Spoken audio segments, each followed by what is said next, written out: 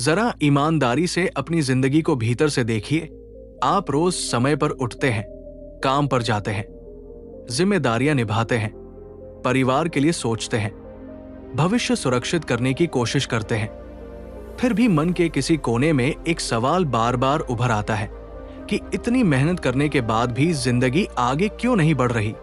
क्यों हर महीना सैलरी आती है और कुछ ही दिनों में खत्म हो जाती है?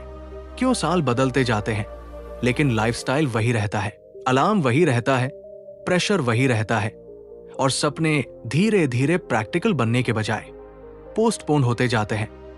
आपने जो बताया गया वो सब किया, पढ़ाई की, जॉब ली, सेविंग शुरू की, सेफ रास्ता चुना, लेकिन फिर EMI I, family responsibility I, comparison आया और अचानक आपको महसूस हुआ कि आप तेज नहीं बल्कि गोल गोल घूम रहे हैं।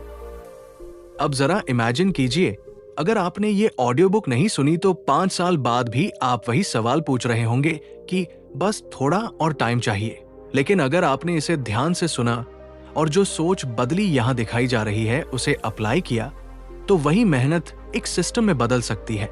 वही समय एक एसेट बन सकता है और वही जिंदगी जो अभी टाइट लगती है धीरे धीरे कंट्रोल्ड और ब्रीदेबल महसूस हो सकती है। क्योंकि समस्या आपकी मेहनत नहीं है, समस्या उस रास्ते की है जिस पर आपको बिना सवाल पूछे चलना सिखाया गया। नमस्कार, मैं हूं आपका होस्ट पर्वत सिंह और आप देख रहे हैं नेक्स्ट आजादी ऑडियो बुक चैनल। तो चलिए बिना समय गवाए इस किताब की असली यात्रा शुरू करते हैं। चैप्टर 1 से। Chapter 1, the slow lane trap आपको बचपन से एक बहुत साफ और भरोसेमंद रास्ता दिखाया गया था कि पढ़ाई करो, अच्छी नौकरी पकड़ो, ईमानदारी से काम करो, धीरे धीरे तरक्की होगी और एक दिन सब ठीक हो जाएगा। यह रास्ता सुनने में सुरक्षित लगता है, इसलिए ज्यादातर लोग इसे बिना सवाल किए अपना लेते हैं। लेकिन असली समस्या यहां शुरू होती है, क्योंकि इस रास्ते में आपकी मेहनत का सीधा रिश्ता आपके समय से जुड़ा होता है। यानी जितना समय आप देंगे उतना ही पैसा मिलेगा, और जैसे ही समय देना रुका वैसे ही इनकम भी रुक जाती है। इसीलिए भले ही आप कितने ही सिंसियर क्यों न हो, कितनी ही स्किल्स क्यों न सीख ले, जिंदगी एक तय स्पीड से ही आगे बढ़ती रहती है। इस स्लो लेन का सबसे बड़ा इल्यूजन ये है कि ये फ्यूचर सिक्योरिटी का वादा करता है। आपको लगता है कि अभी थोड़ा एडजस्ट कर लेते हैं, अभी थोड़ा स्ट्रगल कर लेते हैं, आगे चलकर आराम मिलेगा। लेकिन सच्चाई यह है कि आगे आने वाला आराम हमेशा आगे ही खिसकता रहता है। पहले कहा जाता है प्रमोशन के बाद, फिर इंक्रीमेंट के बाद, फिर लोन खत्म होने के बाद, फिर बच्चों की पढ़ाई के बाद, और इस वेटिंग मोड में आपकी सबसे कीमती चीज, आपका समय, हर दिन क्वाइटली खर्च होती रहती है, बिना ये गारंटी दिए कि बदले में आपको फ्रीडम मिलेगी। आपने भी नोटिस किया होगा कि स्लो लेन में चलने वाले लोग बहुत बिजी रहते हैं, लेकिन रेयरली फ्री होते हैं। उनके कैलेंडर भरे होते हैं, उनका माइंड प्रेशर से भरा होता है और उनका फ्यूचर एक अनुमान पर टिका होता है। अगर कंपनी चली तो ठीक, अगर हेल्थ ठीक रही तो ठीक, अगर इकोनॉमी सही रही तो ठीक।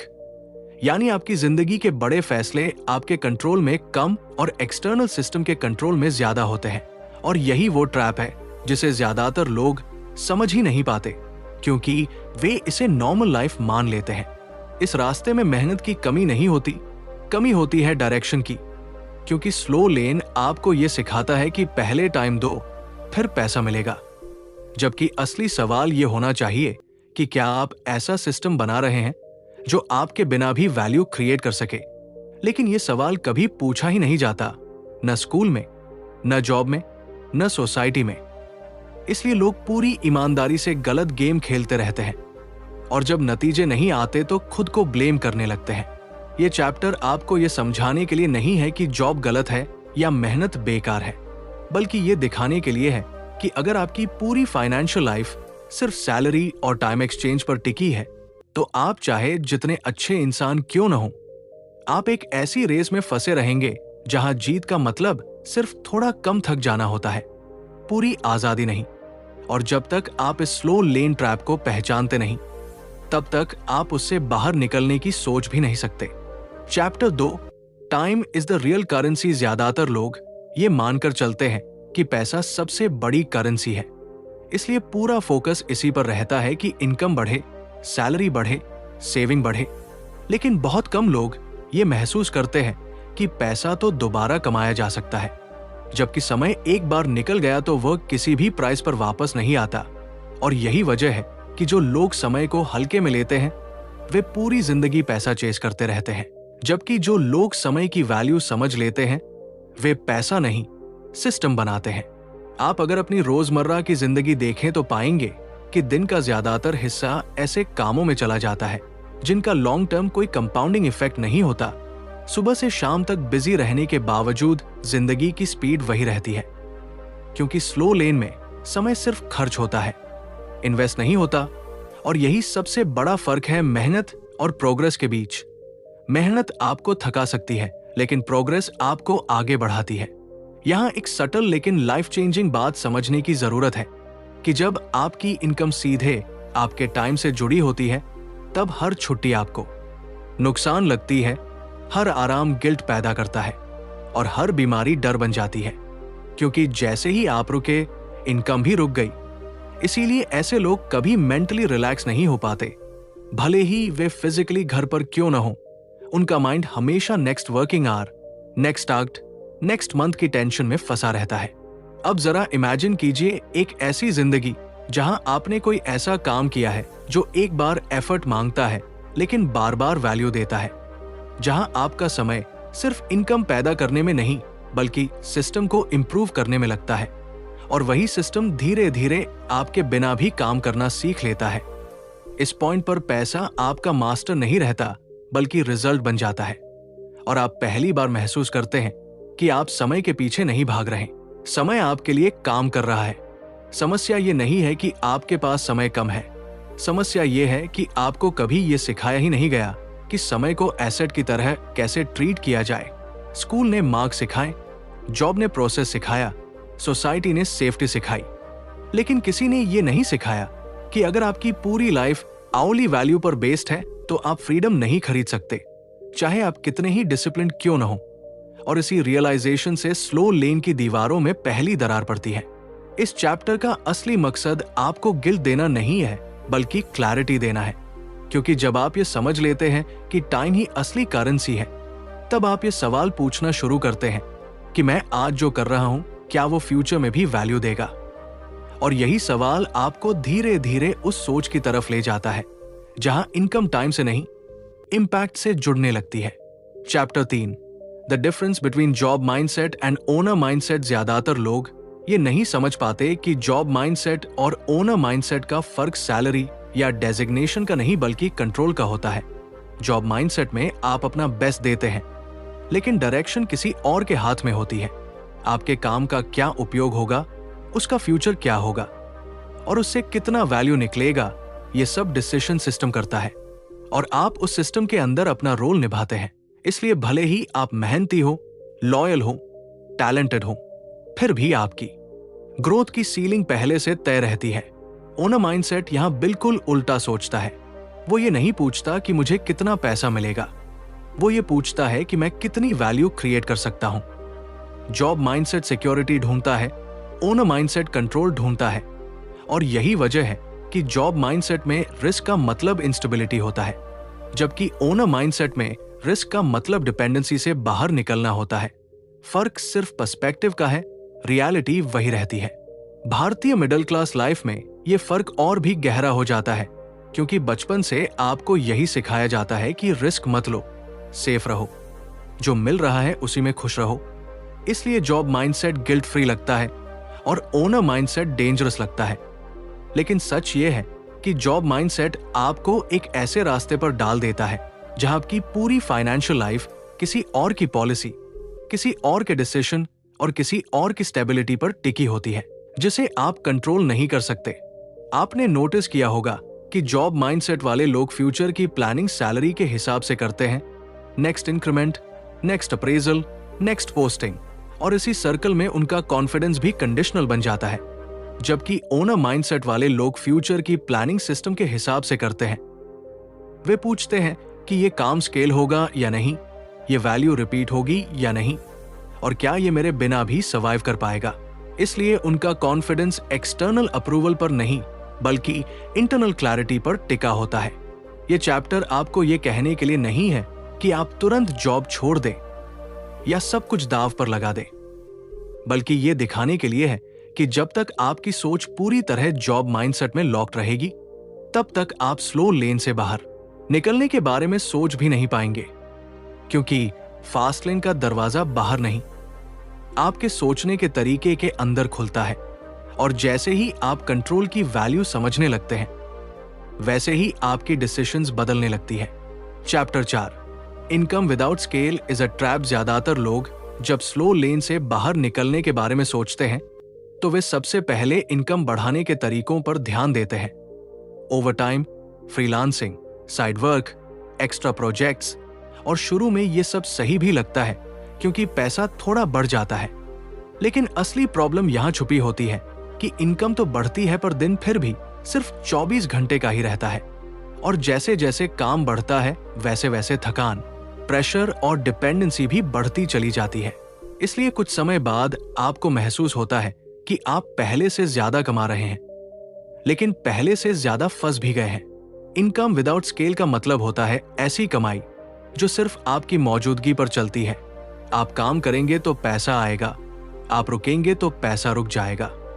और यही ट्रैप है, क्योंकि ये दिखने में प्रोग्रेस लगता है, लेकिन असल में ये स्लो लेन का अपग्रेडेड वर्जन होता है, जहां रिस्पॉन्सिबिलिटी बढ़ जाती है लेकिन फ्रीडम नहीं आती। और यही वजह है कि बहुत सारे मेहनती लोग सालों तक हसल करते रहते हैं, लेकिन कभी ट्रूली फ्री महसूस नहीं कर पाते। आज के डिजिटल इंडिया में अपॉर्चुनिटीज बहुत दिखती हैं। मोबाइल है, इंटरनेट है, टूल्स हैं, लेकिन अगर आपकी सोच सिर्फ मैं ज्यादा काम कैसे करूं तक सीमित है, मैं ऐसा क्या बनाऊं जो ज्यादा लोगों तक पहुंचे तक नहीं जाती, तो आप वही गेम नए कपड़ों में खेल रहे होते हैं। फर्क सिर्फ इतना होता है कि पहले ऑफिस में फंसे थे, अब स्क्रीन के सामने फंसे हैं। स्केल का मतलब यह नहीं है कि सब कुछ बड़ा और कॉम्प्लेक्स होना चाहिए। स्केल का मतलब है कि आपकी मेहनत का असर आपकी फिजिकल प्रेजेंस से अलग हो जाए, एक बार किया गया काम बार बार वैल्यू दे सके। और यही वो पॉइंट है जहां फास्ट लेन की थिंकिंग शुरू होती है, क्योंकि यहां फोकस मेहनत बढ़ाने पर नहीं, इंपैक्ट बढ़ाने पर होता है। ये चैप्टर आपको यह समझाने के लिए है कि जब तक आपकी इनकम स्केलेबल नहीं होती, तब तक आप स्लो लेन की बाउंड्री के अंदर ही घूम रहे होते हैं, चाहे आपकी इनकम कितनी भी इंप्रेसिव क्यों न दिखे। और जैसे ही आप स्केल की वैल्यू समझने लगते हैं, वैसे ही आप काम को अलग नजर से देखना शुरू करते हैं। Chapter 5, control is more powerful than talent. अधिकांश लोग ये मानते हैं कि सफलता टैलेंट, डिग्री या स्पेशल स्किल से आती है, इसलिए वे लगातार खुद को अपग्रेड करने में लगे रहते हैं। नई स्किल्स सीखते हैं, सर्टिफिकेट्स जोड़ते हैं, लेकिन फिर भी एक लेवल के बाद ग्रोथ रुक जाती है, क्योंकि असली फर्क टैलेंट का नहीं बल्कि कंट्रोल का होता है। अगर आपके पास कंट्रोल नहीं है तो आपका टैलेंट भी किसी और के सिस्टम के अंदर काम करता है और उसी सिस्टम की लिमिट में बंधा रहता है। जॉब आधारित जीवन में कंट्रोल बहुत कम होता है। आप कितना कमाएंगे, कब कमाएंगे और आपका काम कल भी रहेगा या नहीं, ये सब डिसीजंस आपके हाथ में नहीं होते। आप बेस्ट दे सकते हैं, लेकिन डायरेक्शन तय नहीं कर सकते। और यही वजह है कि इतने टैलेंटेड लोग भी भीतर से इनसिक्योर रहते हैं, क्योंकि उन्हें पता होता है कि उनका फ्यूचर उनके कंट्रोल में नहीं बल्कि किसी पॉलिसी, किसी मार्केट या किसी डिसीजन मेकर के हाथ में है। जब आप कंट्रोल को वैल्यू देना शुरू करते हैं, तब आपकी सोच बदलती है। आप ये नहीं पूछते कि मैं कितना टैलेंटेड हूं, आप ये पूछते हैं कि मैं किस चीज पर कंट्रोल रखता हूं। क्या मैं अपने काम की प्राइसिंग तय कर सकता हूं? क्या मैं डिसाइड कर सकता हूं कि मेरा काम किसे मिलेगा और किसे नहीं? क्या मैं ये डिसाइड कर सकता हूं कि मेरा सिस्टम कैसे चलेगा? और जैसे जैसे ये सवाल क्लियर होते जाते हैं, वैसे वैसे आपकी डिपेंडेंसी कम और क्लैरिटी ज्यादा होती जाती है। भारतीय कॉन्टेक्स्ट में कंट्रोल का सवाल और भी सेंसिटिव हो जाता है, क्योंकि यहां स्टेबिलिटी को सबसे बड़ा वर्चू माना जाता है। लेकिन स्टेबिलिटी बिना कंट्रोल के सिर्फ कंफर्ट का भ्रम होती है। असली स्टेबिलिटी तब आती है जब आपके पास ऑप्शंस हों, और ऑप्शंस तब आते हैं जब आपके पास कंट्रोल होता है। इसलिए फास्ट लेन का रास्ता टैलेंट से नहीं बल्कि कंट्रोल से शुरू होता है। ये चैप्टर आपको ये दिखाने के लिए है कि जब तक आप सिर्फ अपनी एबिलिटी पर भरोसा करते रहेंगे तब तक आप सिस्टम के अंदर रिप्लेसेबल रहेंगे।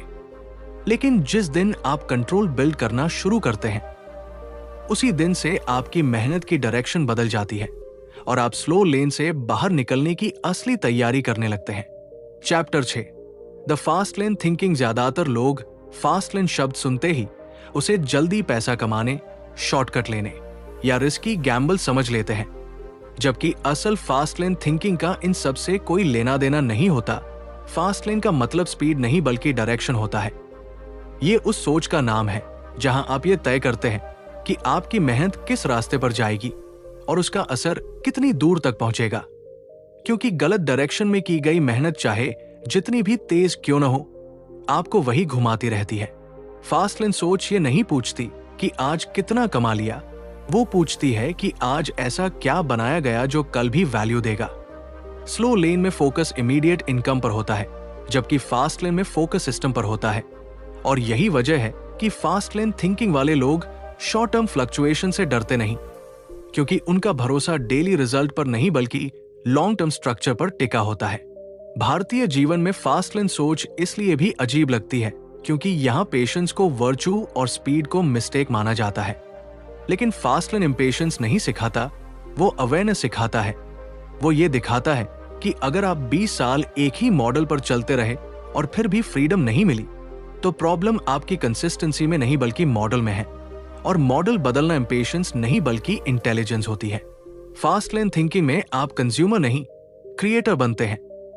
आप ये नहीं देखते कि लोग क्या बेच रहे हैं, आप ये देखते हैं कि लोग किस प्रॉब्लम से जूझ रहे हैं। और जैसे ही आपका फोकस प्रॉब्लम से सॉल्यूशन पर शिफ्ट होता है, वैसे ही आपकी मेहनत डायरेक्शनलेस हसल से पर्पसफुल बिल्ड में बदल जाती है। ये चैप्टर आपको ये समझाने के लिए है कि फास्ट लेन कोई मैजिक नहीं है, ये एक सोच है जो आपको ये परमिशन देती है कि आप वही सवाल पूछ सकें जो ज्यादातर लोग पूछने से डरते हैं। और जैसे ही आप सवाल बदलते हैं वैसे ही आपके रास्ते बदलने लगते हैं। Chapter 7 build once get paid many times. Slow lane की सबसे बड़ी खासियत यह है कि वहां आपको हर बार पैसा कमाने के लिए हर बार फिर से वही मेहनत करनी पड़ती है। आप एक दिन काम करते हैं, एक दिन पैसा मिलता है और अगले दिन फिर से वही साइकिल शुरू हो जाती है। लेकिन फास्ट लेन सोच यहां एक अलग सवाल पूछती है कि क्या ऐसा कुछ बनाया जा सकता है जो एक बार एफर्ट मांगे और बार बार वैल्यू दे, क्योंकि असली फ्रीडम मेहनत से नहीं बल्कि रिपीट होने वाले रिजल्ट से आती है। आप अगर ध्यान से देखें तो आपकी जिंदगी में ज्यादातर काम ऐसे होते हैं जो खत्म होते ही उनका असर भी खत्म हो जाता है। मीटिंग खत्म हुई तो वैल्यू खत्म, शिफ्ट खत्म हुई तो इनकम खत्म। लेकिन फास्ट लेन में फोकस ऐसे काम पर होता है जो आपके सोते समय भी काम करता रहे, भले ही शुरुआत में उससे 1 रुपया भी ना आए, क्योंकि यहां सोच शॉर्ट टर्म कंफर्ट से नहीं बल्कि लॉन्ग टर्म लेवरेज से चलती है। डिजिटल इंडिया के दौर में यह कॉन्सेप्ट और भी प्रैक्टिकल हो गया है, क्योंकि अब वैल्यू सिर्फ फिजिकल जगह तक सीमित नहीं है। मोबाइल और इंटरनेट ने यह मुमकिन बना दिया है कि एक ही एफर्ट हजारों लोगों तक पहुंचे। लेकिन फिर भी ज्यादातर लोग इसी टेक्नोलॉजी को सिर्फ कंजम्पशन के लिए इस्तेमाल करते हैं, क्रिएशन के लिए नहीं। और यही फर्क है बिल्ड वंस और वर्क डेली के बीच। जब आप बिल्ड वंस सोच को अपनाते हैं तब आप परफेक्शन के जाल में नहीं फंसते। आप ये नहीं सोचते कि सब कुछ रेडी होने के बाद ही शुरू करेंगे, बल्कि आप ये सोचते हैं कि सिस्टम धीरे धीरे इंप्रूव होगा, क्योंकि फास्ट लेन में मूवमेंट जरूरी है, कंफर्ट नहीं। और जैसे जैसे सिस्टम ग्रो करता है वैसे वैसे आपकी डेली डिपेंडेंसी कम होती जाती है। ये चैप्टर आपको ये एहसास दिलाने के लिए है कि अगर आपकी मेहनत का असर सिर्फ आज तक सीमित है तो आप पूरी जिंदगी आज के लिए ही काम करते रहेंगे। लेकिन जिस दिन आप ऐसा कुछ बनाना शुरू करते हैं जो कल भी काम करे, उसी दिन से आपकी मेहनत फ्यूचर में इन्वेस्ट होने लगती है। ठीक है, अब उसी स्ट्रिक्ट सिस्टम पर ऑडियो बुक को उसके लॉजिकल कंक्लूजन तक ले चलते हैं। नीचे क्रम से चैप्टर 8, चैप्टर 9, फिर फाइनल सुनरी से चैप्टर और अंत में ending CTA script.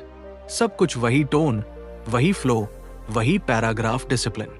Chapter 8 fear, family and the inner break. जब कोई इंसान स्लो लेन से बाहर सोचने की कोशिश करता है तो सबसे पहले जो दीवार सामने आती है वो पैसा नहीं होती, स्किल नहीं होती, बल्कि डर होता है।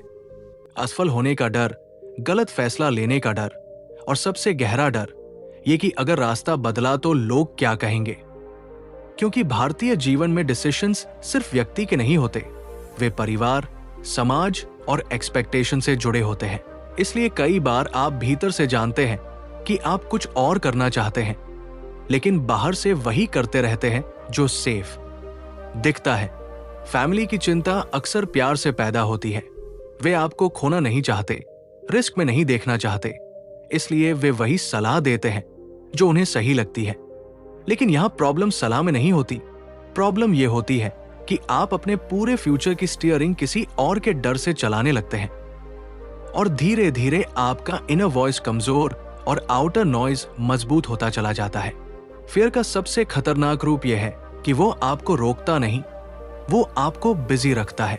आप जॉब करते रहते हैं, साइड वर्क करते रहते हैं, प्लानिंग करते रहते हैं, लेकिन असली कदम नहीं उठाते, क्योंकि डर आपको एक्शन से नहीं, रिस्पॉन्सिबिलिटी से डराता है।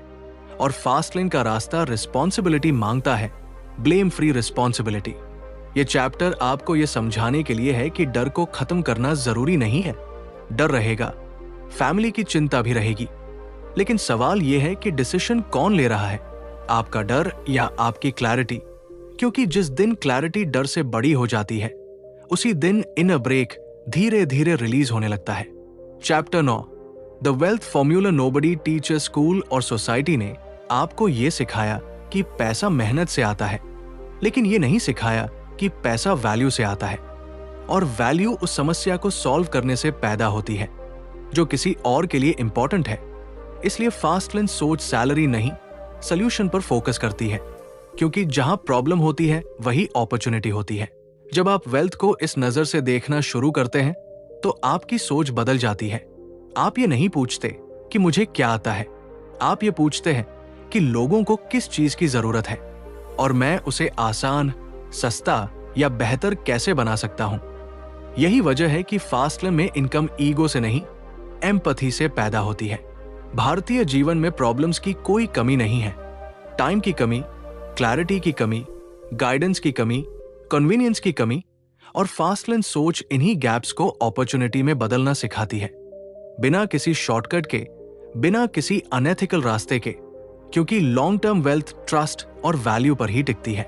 यह चैप्टर आपको यह दिखाने के लिए है कि पैसा कोई गोल नहीं है, पैसा एक बाय प्रोडक्ट है, और जैसे ही आप फोकस गोल से हटाकर वैल्यू पर ले आते हैं, वैसे ही वेल्थ का रास्ता अपने आप खुलने लगता है। Final summary, your fast lane reset system. अब जब आपने पूरी ऑडियो बुक सुनी है तो सबसे जरूरी बात यह समझना है कि फास्ट लेन कोई एक डिसीजन नहीं, बल्कि एक प्रोसेस है, और इस प्रोसेस की शुरुआत गिल्ट से नहीं, क्लैरिटी से होती है। इसलिए अगर आपकी जिंदगी अभी स्लो लेन में है तो ये फेलियर नहीं है, ये स्टार्टिंग पॉइंट है।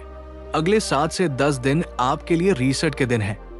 इन दिनों में आपको जॉब छोड़ने या बड़ा रिस्क लेने की जरूरत नहीं है। आपको सिर्फ ऑब्जर्वेशन करना है, ये देखना है कि आपका समय कहाँ खर्च हो रहा है और उससे लॉन्ग टर्म क्या बन रहा है।